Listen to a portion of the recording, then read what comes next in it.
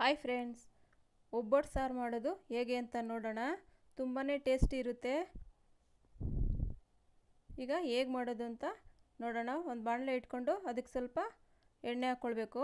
1-2 ಚಮಚ ಎಣ್ಣೆ, ಅದಕ್ಕೆ 1/4 ಚಮಚದಷ್ಟು ಸಾಸಿವೆ, 1/4 ಚಮಚದಷ್ಟು ಮೆಂತ್ಯ,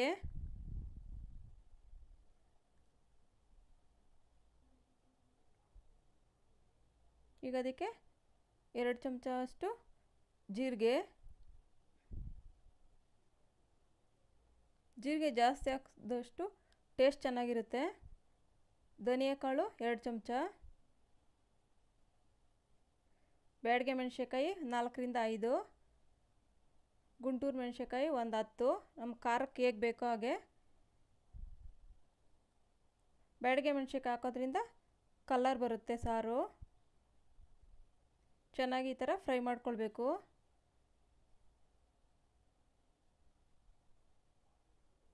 ನೋಡಿ, ಈಗ ಅದಕ್ಕೆ ಕರಿಬೇವು 10 ಎಲೆ, ಬೆಳ್ಳುಳ್ಳಿ 2 ಗಡ್ಡೆ ಇದೆ, ಟೊಮೊಟೊ ಸ್ವಲ್ಪ. ಸಾಂಬಾರು ಜಾಸ್ತಿ ಮಾಡ್ತೀವಿ ಅಂದರೆ ಸ್ವಲ್ಪ ಜಾಸ್ತಿ ಹಾಕ್ಕೊಳ್ಬೋದು. ನಾನು ಇಲ್ಲಿ 2 ಟೊಮೊಟೊ ಹಾಕಿದ್ದೀನಿ. ಈ ಥರ ಚೆನ್ನಾಗಿ ಫ್ರೈ ಮಾಡ್ಕೊಳ್ಬೇಕು. ಈ ಥರ ಫ್ರೈ ಮಾಡ್ಕೊಂಡು ಮಾಡೋದ್ರಿಂದ ಸಾಂಬಾರು ತುಂಬ ಟೇಸ್ಟಿ ಇರುತ್ತೆ. 1 ವಾರ ಇಟ್ಟರೂ ಕೆಡಲ್ಲ. ಕುದಿಸಿದಷ್ಟು ಟೇಸ್ಟ್ ಚೆನ್ನಾಗಿ ಬರುತ್ತೆ ಸಾಂಬಾರು. ನೋಡಿ, ಈ ಥರ ಫ್ರೈ ಆದಮೇಲೆ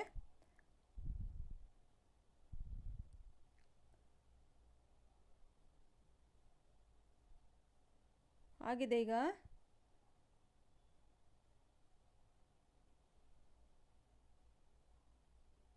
ಹಸಿ ವಾಸನೆ ಹೋಗೋವರೆಗೂ ಚೆನ್ನಾಗಿ ಈ ಥರ ಫ್ರೈ ಮಾಡ್ಕೊಳ್ಬೇಕು. ನೋಡಿ, ಆಗಿದೆ. ಈಗ ರುಬ್ಕೊಳ್ಳೋಣ. ತಣ್ಣಗಾಗಬೇಕು. ನೋಡಿ, ತಣ್ಣಗಾಗಿದೆ. ಅದಕ್ಕೆ ಸ್ವಲ್ಪ ಹಸಿ ಕಾಯಿ,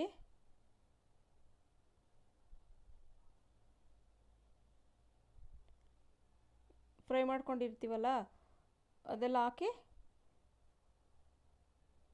ರುಬ್ಕೊಳ್ಬೇಕು.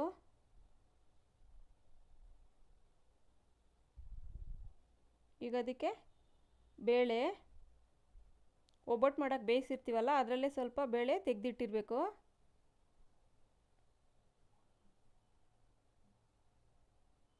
ಅದಕ್ಕೆ ಕೊತ್ತಂಬರಿ ಸೊಪ್ಪು, ಸ್ವಲ್ಪ ಹುಣಸೆಹಣ್ಣಿನ ರಸ ನೋಡಿ ಹಾಕ್ಕೊಳ್ಬೇಕು. ಟೊಮೊಟೊ ಹಾಕಿರ್ತೀವಿ.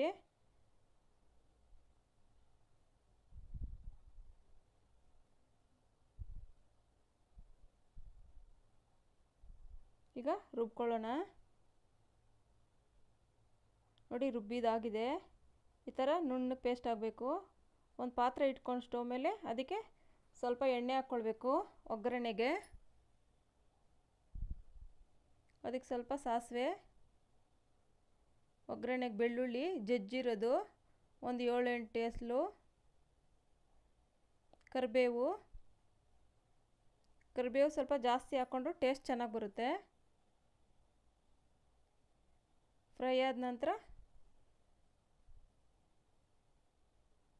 ರುಬ್ಬಿರೋ ಅಂಥ ಮಸಾಲೆನ ಸೇರಿಸ್ಬೇಕು.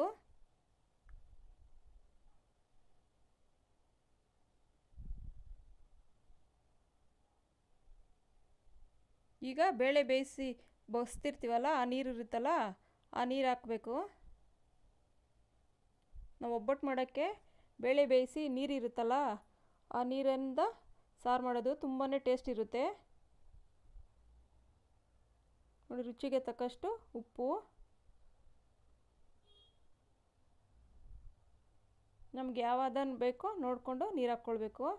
ಸ್ವಲ್ಪ ತೆಳುವಿದ್ರೂ ಚೆನ್ನಾಗಿರುತ್ತೆ. ಈಗ ಅದಕ್ಕೆ ಸ್ವಲ್ಪ ಬೆಲ್ಲ,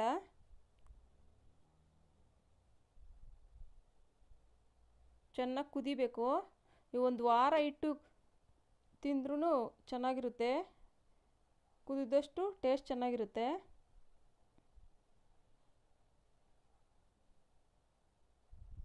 ನೋಡಿ ಆಗಿದೆ ಈಗ.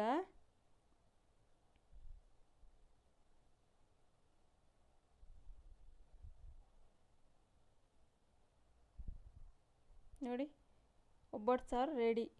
Thank you friends.